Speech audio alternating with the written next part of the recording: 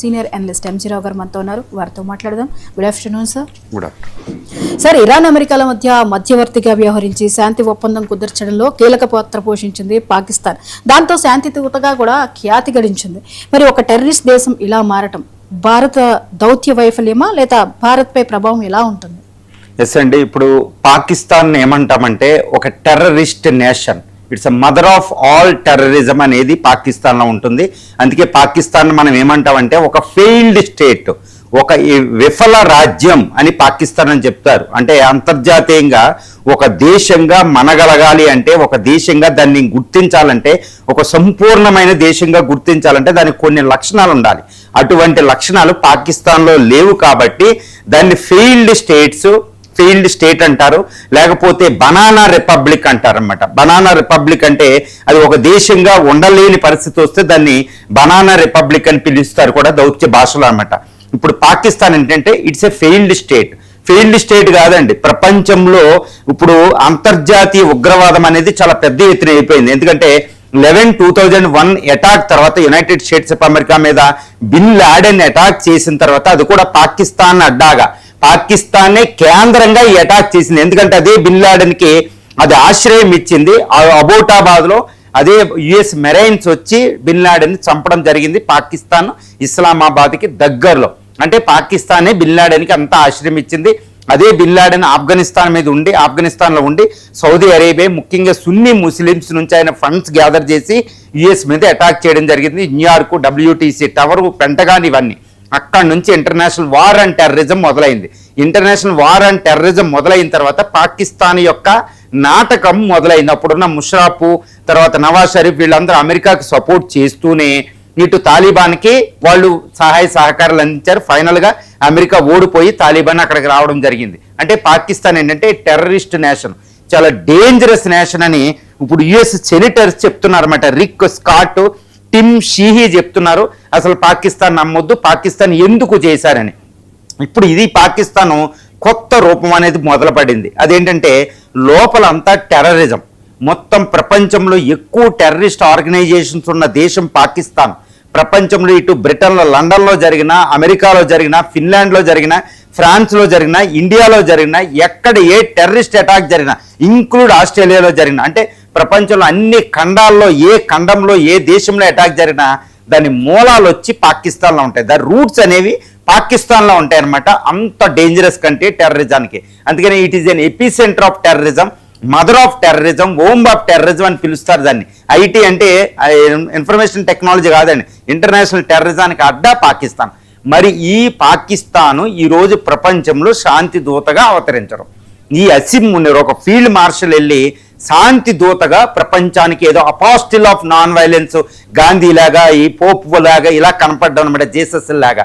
ఏంది ఇది? ప్రపంచం ఆశ్చర్యపోతుంది. ఎందుకంటే ఒక ఫీల్డ్ మార్షల్, డేంజరస్ పర్సన్, టెర్రరిస్టులకు అడ్డాగా నిలిచిన వ్యక్తి, ప్రజాస్వామ్యాన్ని పక్కన పెట్టిన వ్యక్తి, అపోజిషన్ పార్టీని జైల్లో పెట్టి ఆయన అసలు బతుకున్నాడో లేదో కూడా తెలియదు ఇమ్రాన్ ఖాన్.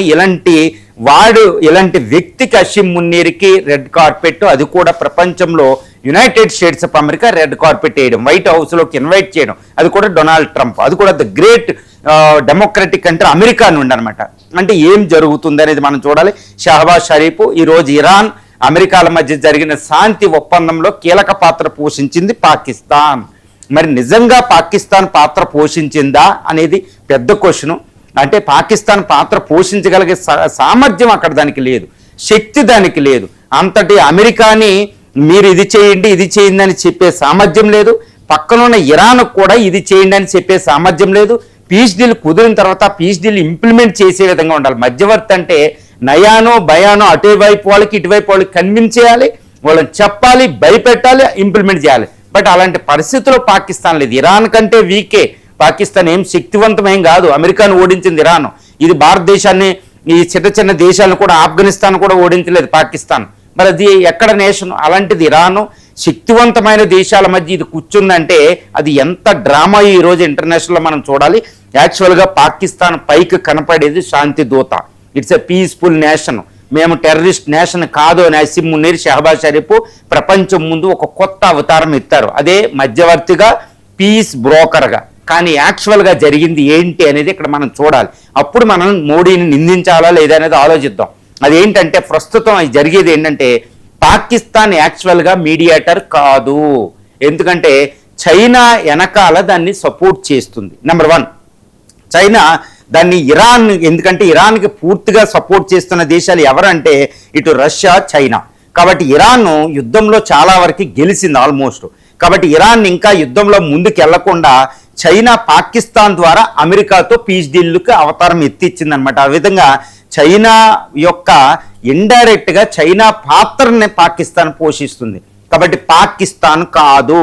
అదర్వైజ్ నేను చెప్పింది అబద్ధమైతే ఈ పాకిస్తాన్ని ఇరాన్ ఎప్పుడూ నమ్మదు, ఎందుకంటే ఇది సున్నీ దేశం. ఈ సున్నీ దేశం ఇరాన్ బద్ధ శత్రువైన ఇరాన్ షియా అయితే ఇంకో సున్నీ నేషన్ ఉంటుంది సౌదీ అరేబియా, దాంతో సైనిక ఒప్పందం ఉంది పాకిస్తాన్కి. మరి అలాంటప్పుడు ఇరాన్కి ఇది శత్రువు కాబట్టి దాన్ని నమ్మదు.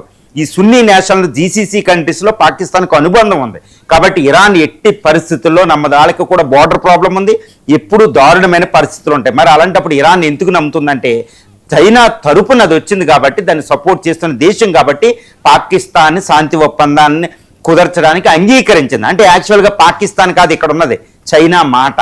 కాబట్టి పాకిస్తాన్ శాంతి దూత మధ్యవర్తి దాన్ని ఎలా చెప్పగలుగుతాం? Highly impossible. ఇక రెండో విషయం, పాకిస్తాన్కి ఇంకోటి ఏంటంటే ఇటు చైనాతో పాటు అమెరికా డొనాల్డ్ ట్రంప్ సపోర్ట్ చేస్తున్నాడు.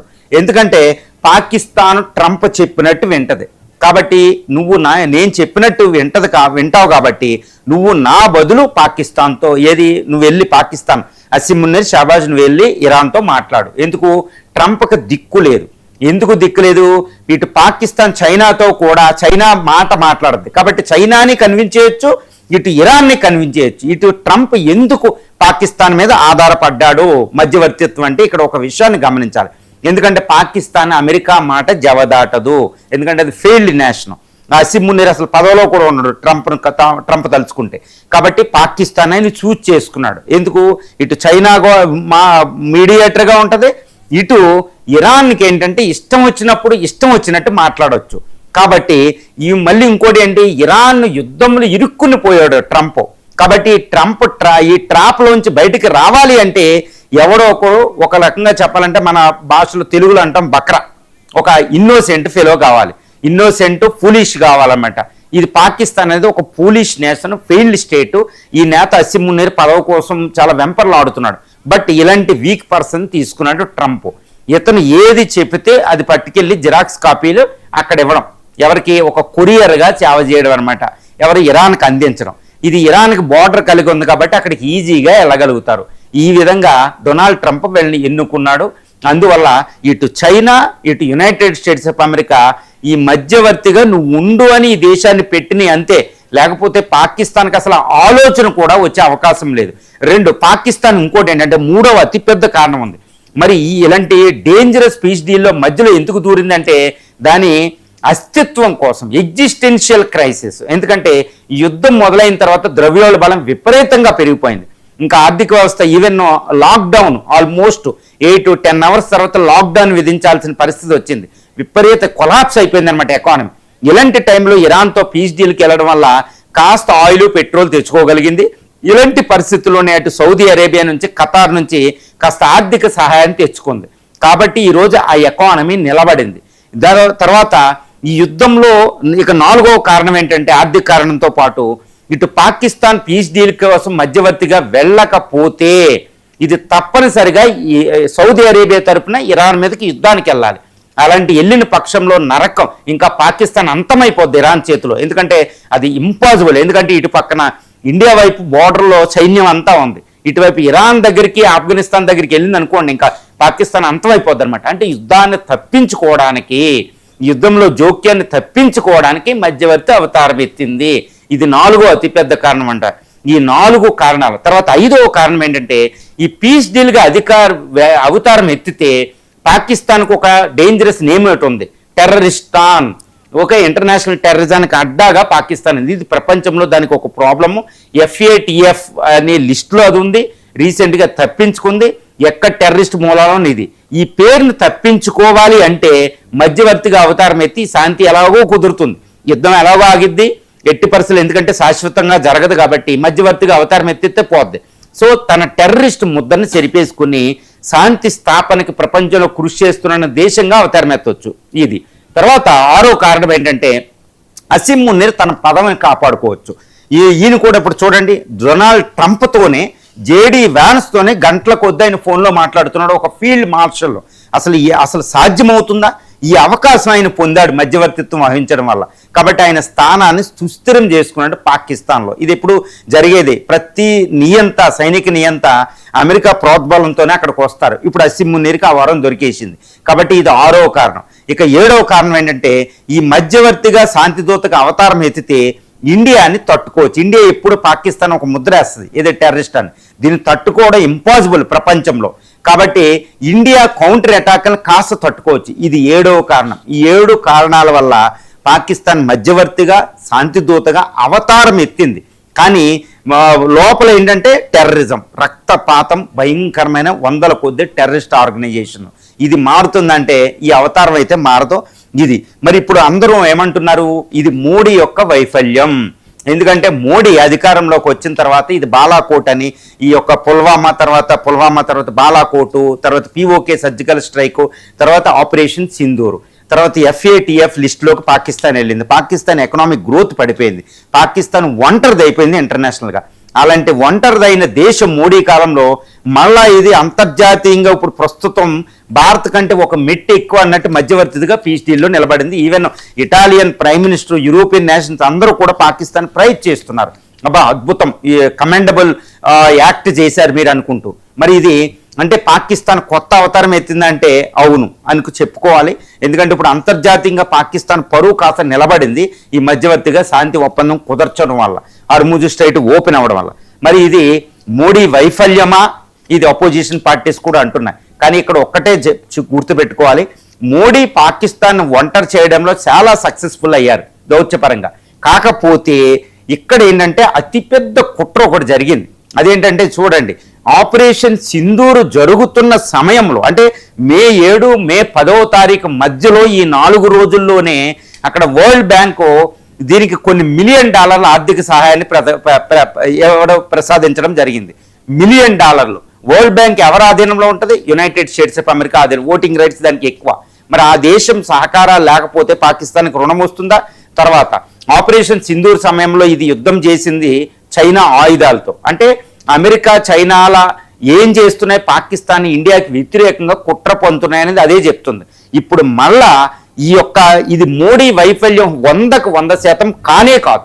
ఎందుకంటే భారత్ అనుకుంది అంటే దాన్ని ఒంటరి చేయగలిగింది, అంత శక్తి సామర్థ్యాలు ఉన్నాయి. కాకపోతే ఎక్కువ ఒంటరి చేస్తే అది కూడా ప్రమాదమే. పిచ్చోడు చేతులు రాయేస్తాడు. కాబట్టి వీక్ చేస్తూ ఉండాలి, కానీ అతిగా ఒంటరి చేయకూడదు. అది భారతదేశానికి కూడా కొన్ని రెడ్ లైన్స్, కొన్ని లిమిటేషన్స్ ఉంటాయి, కొన్ని లక్ష్మణ రేఖ ఉంటుంది. బాగా అది ఇంకా చచ్చిపోయే స్థితికి పాకిస్తాన్ వెళ్ళకూడదు, దాన్ని కాస్త బతికాలి. లేకపోతే టెర్రరిస్టులు బ్లాస్ట్ అయిపోద్ది ఆ నేషన్, అంత మంచిది కూడా కాదు. అది ఒకటి. తర్వాత ఏంటంటే మోడీ దాన్ని ఒంటరి చేశారు. కాకపోతే ప్రపంచంలో సూపర్ పవర్స్ ఏది, మొట్టమొదటి ఫస్ట్ సూపర్ పవర్ అమెరికా, రెండో సూపర్ పవర్ చైనా, 2 పరస్పర శత్రు దేశాలే. కానీ ఈ 2 కూడా భారత్ విషయంలో 2 ఆల్మోస్ట్ సహకరించుకోకపోయినా ఇద్దరు కలిపి మాట్లాడుకున్నట్టు కుట్ర పంతారు. ఎందుకంటే భారత్ 2047 నాటికి అమెరికాని మనం అధిగమించబోతున్నాం. అది ట్రంప్కి నచ్చదు, అమెరికా ఫస్ట్ అనే విధానానికి నచ్చదు. ఇటు చైనాని ఢీకొనే శక్తి అమెరికా కాదండి, ఇండియాకి మాత్రమే ఉంది. వచ్చే దశాబ్దాల్లో 2070-84 నాటికి చైనాని మనం అధిగమించబోతున్నాం. చైనా పాపులేషన్ పడిపోతుంది. ఇండియన్ ఎకానమిక్ గ్రోత్లో ఇప్పటికీ చైనాని దాటేశాం. కాబట్టి ఇండియాని ఆపాలి అంటే చైనా ఎప్పుడూ కుయుక్తులు పంతుంది, అది మనకు తెలుసు. ఈ విధంగా చైనా అమెరికాలు అంటే డొనాల్డ్ ట్రంప్, ఇటు జీ జిన్పింగ్లు పాకిస్తాన్ని కొత్త అవతారం ఎత్తిస్తున్నారు వాళ్ళు. అంతేకాని ఇది మోడీ దౌత్య విధానం వైఫల్యం కాదు. ఇటు చైనా అమెరికాలు పాకిస్తాన్ని కొత్త ఆర్థిక సహాయం ఇచ్చి, దానికి ఆయుధాలు ఇచ్చి, ఇండియాతో సమానంగా నిలబెడుతూ, ఇండియా అది టెర్రరిస్ట్ నేషన్ అంటే టెర్రరిస్ట్ నేషన్ ఎక్కడ అవుద్ది అనుకుంటూ FATF లిస్టులోంచి బయటపడడానికి, దానికి రుణం ఇవ్వడానికి, వాళ్ళు సమర్థించుకోవడానికి దాన్ని శాంతి దూతగా అవతారం ఎత్తించారు. అంతేకాని పాకిస్తాన్కి సహజంగా చెప్పాలంటే ఏ విధానంగా కూడా దౌత్యపరంగా, మిలిటరీ పరంగా, ఎకనామిక్ పరంగా దానికి క్రెడిబిలిటీ పరంగా, ప్రజాస్వామ్య పరంగా ఒక దేశం, రెండు దేశాల మధ్య శాంతి కుదిర్చే అంత శక్తి సామర్థ్యాలు దానికి లేవు. దాన్ని పీస్ ఒక మీడియేటర్ మధ్యవర్తిగా, ఒక పీస్ బ్రోకర్గా చైనా, అమెరికాలు కలిసి కూర్చోబెట్టాయి అంతే. అంతేగాని పాకిస్తాన్కి లేదు అనేది మనకు అర్థమైంది. ఎందుకంటే చైనా సపోర్ట్ చేయకుండా, చైనా చెప్పకుండా ఇరాన్ అసలు పాకిస్తాన్ని అంగీకరించదు. చైనా ఓకే అనకుండా ఇరాన్ పీస్ డీల్కి అంగీకరించదు. పాకిస్తాన్ చెప్తే కాదండి, ఇది అందరికీ తెలిసిన విషయం. రెండు, అమెరికా కూడా వార్ ట్రాప్లో ఇరుక్కుపోయింది కాబట్టి పాకిస్తాన్ అక్కడ తీసుకొచ్చి పెట్టింది బయట పడడానికి అంతే. కాకపోతే ఇది అంతేగాని పాకిస్తాను అది శాంతి దూతగా, మధ్యవర్తిగా మారిపోయింది, అంతర్జాతీయ ఖ్యాతి వచ్చేసింది. ఇది ఇండియా దౌత్య వైఫల్యం, మోడీ దౌత్య వైఫల్యం. చాలా దారుణమైన పరిస్థితిలో భారత్ ఉంది. భారత్ను దాటేసింది పాకిస్తాను. ఇక మిడిల్ ఈస్ట్లో కూడా పాకిస్తాన్ వెళ్ళి ఇంకా మధ్యవర్తులకు వెళ్ళిపోతుంది. ఇలాగే జమ్మూ అండ్ కాశ్మీర్ విషయంలో మధ్యవర్తిత్వం ఎక్కువగా దానికి సపోర్ట్ వచ్చేస్తుంది, తిరుగులేదని చాలా డిస్కషన్లు వస్తున్నాయి. బట్ ఇది కరెక్ట్ కాదు. ఎందుకంటే మోడీది ఏంటంటే ఇది వైఫల్యం కాదండి, వ్యూహాత్మకమైన సైలెన్స్. ఎందుకు ఇండియా సైలెన్స్గా ఉంటుంది? మనకు అవసరం లేని విషయం. రెండోది ఏంటంటే ఇంకా కొన్ని నెలల్లో ఆ శాంతి డీల్ 60 రోజుల్లో పూర్తి స్థాయిలో రావాలి. పూర్తి స్థాయిలో వచ్చే అవకాశాలు అక్కడ లేవు. కాకపోతే యుద్ధం జరగదు, కానీ పూర్తి స్థాయిలో రాదు. ఏదో ఒక సందర్భంలో ఇటు పాకిస్తాన్, ఇటు ఇరాన్కి, ఇజ్రాయెల్కి యుద్ధం జరిగే అవకాశం ఉంది. ఎందుకంటే ఇజ్రాయెల్ పీస్ డీల్ ఒప్పుకోలే. అప్పుడు మళ్ళీ పీస్ డీల్గా ఇది వెళ్ళగలిగిద్దా? పాకిస్తాన్ని ఇజ్రాయెల్ ఎట్టి పరిస్థితుల్లో ఒప్పుకోలేదు. డొనాల్డ్ ట్రంప్ కాదు, నెతన్యాహు నెంబర్ 1. రెండు, పాకిస్తాన్ ఈరోజు పీస్ డీల్ కుదర్చడం వల్ల ఇరాన్తో ఏదో క్లోజ్ అయ్యిందనే ఒక అనుమానంతో దాని నాటో సున్నీ మిత్రపక్షాలైన ఇటు సౌదీ అరేబియా, ఖతారు, బహ్రెయిన్, లిబియా అనుమానంతో చూస్తున్నాయి పాకిస్తాన్ వైపు. రెండు, ఏ దేశం కూడా నమ్మడంలా. ఇరాన్ కూడా ఇది పాకిస్తాన్ మోసం చేసింది అనే ఒక దృక్పథం అక్కడ ఉంది. కాకపోతే ఇరాన్ ఇప్పుడు బయట పడడానికి పాకిస్తాన్ వాడుకుంది. కానీ పాకిస్తాన్ ట్రంప్ మనిషి, చైనా మనిషి అని ఇరాన్ చూస్తుంది. కాబట్టి ఇరాన్, పాకిస్తాన్ల మధ్య అనివార్యమైన యుద్ధ వాతావరణం ఉంది అక్కడ. అది గుర్తుపెట్టుకోవాలి. సున్నీ దేశాలతో, సౌదీ అరేబియాతో అది అనుమానాలు పెంచుకుంది. రెండు, రేపొద్దున ఇరాన్ ఎట్టి పరిస్థితుల్లో ఇరాన్, ఇజ్రాయెల్ మధ్య యుద్ధం జరిగితే అది పాకిస్తాన్ మీదకి వస్తుంది. సో ఇక్కడ టెర్రరిస్ట్ ఆర్గనైజేషన్ కూడా ఇరాన్ అణచడానికి నువ్వు అమెరికాకి సపోర్ట్ చేసావనే ఒక భావన పాకిస్తాన్ ప్రజల్లో ఉంది, ముఖ్యంగా అక్కడ ఉన్న షియా ప్రజల్లో ఉంది. సో ఈ తంతు అంతా పాకిస్తాన్ ఏంటంటే కొత్త అవతారం ఎత్తింది, కానీ పాకిస్తాన్ ఇంకా ఎక్కువగా ఇరుక్కుందనమాట. కాబట్టి ఎందుకంటే ఈ యుద్ధం ఎప్పుడూ కూడా యుద్ధం మొత్తం క్రూసేడ్ యుద్ధం, అక్కడ ఆగే ప్రసక్తి లేదు మిడిల్ ఈస్ట్లో. అమెరికా కాకపోతే ఇజ్రాయెల్ ఇరాన్తో యుద్ధం చేస్తే, కానీ అమెరికా ఇరాన్ మధ్య యుద్ధం జరగదు. అమెరికా మళ్ళీ యుద్ధంలోకి రాదు, నేను ఎప్పుడు చెప్తున్నాడు. కానీ ఇజ్రాయెల్ మాత్రం ఆగదు. అప్పుడు పాకిస్తాన్కే ఫస్ట్ టార్గెట్ పెడతారు. సున్నీ నేషన్స్ ప్రాబ్లం అవుద్ది. కాబట్టి ఈ ఇండియా వ్యూహాత్మకమైన సైలెన్స్ అనమాట. జస్ట్ ఏ ఫ్యూ మంత్స్ అనమాట. కొన్ని నెలల్లో మిడిల్ ఈస్ట్ మళ్ళీ బొగ్గుమంటది ఇజ్రాయెల్, ఇరాన్ల మధ్య. అప్పుడు పాకిస్తాన్ పరిస్థితి ఏంటి? అప్పుడు అమెరికా, ట్రంప్ పాకిస్తాన్ వదిలేస్తారు. ఈ చైనా కూడా ఇటు ఇజ్రాయెల్ ఎంటర్ అవుతే చైనా వెళ్ళి జోక్యం చేసుకోదు. అది అణ్వస్త్ర దేశం మిడిల్ ఈస్ట్లో. కాబట్టి అప్పుడు ఇజ్రాయెల్ వెనకాల అమెరికా ఉంటుంది. అప్పుడు పాకిస్తాన్ ఏంటి? పాకిస్తాన్ చూడండి, అమెరికా ఇజ్రాయెల్ వెనకాల మా మీద అటాక్ చేస్తుందని ఇరాన్ ఐఆర్ చేసి పాకిస్తాన్ అడిగితే పాకిస్తాన్ ఏమీ చెప్పలేని పరిస్థితి. వీళ్ళ మాట అసలు ట్రంప్ ఫోన్ కూడా ఎత్తరు. సో అంత పరిస్థితి. కాబట్టి మోడీ వైఫల్యం కాదండి, జస్ట్ వాళ్ళు ఏదో నాటకాలు ఆడుకుంటున్నారు, నాటకాలు ఆడుకోనివ్వండి. ఒకే మిడిల్ ఈస్ట్లో మనకి హార్ముజ్ స్ట్రైట్ ద్వారా వస్తుంది. ఈ లోపు ఇస్లామిక్ నాటోని బద్దలు కొట్టడానికి మనం యుఏఈతో శాంతి ఒప్పందం చేసుకున్నాం. అక్కడ బ్రహ్మోసులు వెళుతున్నాయి. ఓకే, అక్కడ మిగిలిన ఐఎంఈసి అని మిడిల్ ఈస్ట్ నుంచి ఒక కారిడార్ తెచ్చుకుంటున్నాం. సో అద్భుతం. ఆఫ్ఘాన్తో సంబంధాలు పెట్టుకుంటున్నాం. సో మనం చేయవలసింది చేసుకుంటున్నాం. వ్యూహాత్మకంగా పిఓకేల అలజడి వస్తుంది. 6వ యుద్ధానికి రెడీ అయ్యింది. ఇక్కడ అతిపెద్ద ప్రాబ్లం ఏంటంటే పాకిస్తాన్ ఇప్పటికి ఓవర్ కాన్ఫిడెన్స్లో ఉంది. ఎందుకంటే డొనాల్డ్ ట్రంప్ సపోర్ట్ చేస్తున్నారు, జీ జిన్పింగ్ సపోర్ట్ చేస్తున్నారు. కాబట్టి ఇదే మంచి తరుణం ఇండియా మీద అటాక్ చేయడానికి అని ఈ సింధు నది జలాల కోసం అటాక్ చేసే అవకాశం ఉంది, టెర్రరిస్ట్ అటాక్ చేసే అవకాశం ఉంది. కాబట్టి India is on high alert అండి. ఇండియా తిరుగులేని హై అలర్ట్లో ఉంది. అంటే 6వ యుద్ధం అనేది అనివార్యం. అంటే చైనా, అందరూ ఒకటి అడుగుతారు, మరి చైనా, అమెరికాలు ఇటు పాకిస్తాన్ ఎందుకు భారత్ మీదకు ఉసుగొలుపుతున్నాయంటే ఒకటే, పాకిస్తాన్, ఇండియాల మధ్య యుద్ధం వస్తే ఇండియన్ ఎకనామిక్ గ్రోత్ ఆగిపోతుంది. అంతే వాళ్ళు కోరుకునేది. ఇండియా ఎకనామిక్ గ్రోత్ లేకపోతే చాలు వాళ్ళకి, చైనాకి, అమెరికాకి వాళ్ళ ఆధిపత్యం అలాగే ఉంటుంది. ఇది ఒక్కటే. కాబట్టి ఇండియా ఇటు పాకిస్తాన్ చూడండి, 3 రోజులు యుద్ధం మోడీ చేశారు, ఎక్కువ చేయలేదు. అటు రష్యా లాగా ఇరుక్కోలేదు, మనం అమెరికా లాగా ఇరుక్కోలే, ఇటు చైనాలో తైవాన్ లాగా మాట్లాడతలే. జస్ట్ 3 daysలో వార్ని ముగించి ఎకనామిక్ గ్రోత్ మొదలు పెట్టుకున్నాం. మన ఎకనామిక్ గ్రోత్ పడలే. మనం పాకిస్తాన్తో 6వ యుద్ధం వస్తుంది అనేది ప్రెడిక్ట్ చేస్తుంది ఇండియా. ఈ యుద్ధం వస్తే పాకిస్తాన్ అంతం. కానీ అదే టైంలో ఇటు చైనా అమెరికాలు కోరుకున్నట్టు మన ఆర్థిక వ్యవస్థ పట్టాలు తప్పకుండా అంటే డీరైల్ అవ్వకుండా చాలా జాగ్రత్తగా మెయింటైన్ చేయడం, ఇదే మోడీ తీసుకున్న నిర్ణయం. ఇదే భారత దౌత్య విధానం యొక్క లక్ష్యం. అంటే పాకిస్తాన్తో యుద్ధం అనివార్యం, తప్పకుండా యుద్ధం వస్తుంది. కానీ ఈ యుద్ధం భారత ఆర్థిక వ్యవస్థని పట్టాలు తప్పించకూడదు. ఇది యొక్క భారత అంటే వికసిత్ భారత లక్ష్యం పోకూడదు. ఎందుకంటే చైనా అమెరికాను దాటాలి. మనం రాబోయే అద్భుతమైన అవకాశం కాలచక్రంలో, ఈ అవకాశాన్ని దాటించడానికి నాశనం చేయడానికి చైనా అమెరికాలు పాకిస్తాన్ ఆయుధంగా వాడుతున్నాయి. ఇది మనం జాగ్రత్తగా తెలుసు.